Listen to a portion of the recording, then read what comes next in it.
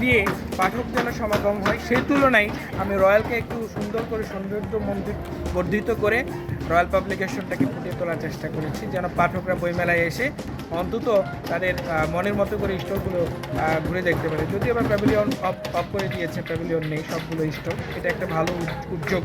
এটার জন্য আমি বাংলা একাডেমিকে সাধুবাদ ও ধন্যবাদ জানাই।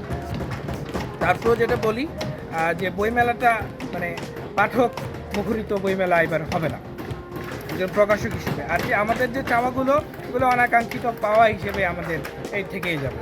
এই পাওয়া আমাদের কখনো বইমেলায় আর পূর্ণ হচ্ছে না। বিশেষ করে করোনার পর থেকে আমরা বইমেলায় কোনো প্রকাশনা প্রতিষ্ঠান আমরা প্রফিটেবল হতে পারি না, লাভজনক ব্যবসা করতে পারি না।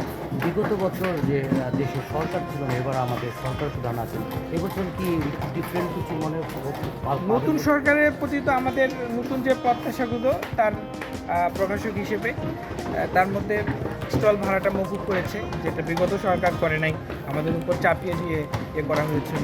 এবার স্টল ভাড়াটা মকুব করেছে, সেই সাথে আমাদের আরও কিছু দাবি দাওয়া ছিল, এগুলো সরকার ভেবে দেখবেন বলে আমাদের প্রত্যাশা দিয়েছে। এই যে আপনি বললেন যে রমজান মাসে হয়তো বা আপনারা লোকসান গুনতে হবে, কিন্তু আগামী কিন্তু কয়েকটা বছরই কিন্তু হয়তো বা 4-5 বছর রমজানের মধ্যেই সেটাও আমরা বাংলা একাডেমির সাথে কথা বলেছি যে আগামী যে রোজার মাসের যে বইমেলাটা আসছে, আমরা রোজার আগে বইমেলাটা শেষ করি, কারণ আমরা জানুয়ারি থেকে শুরু করব, ফেব্রুয়ারিটাকে টাচ করে আমরা বইমেলা করার মানে একটা প্রস্তাবনা দিয়েছি।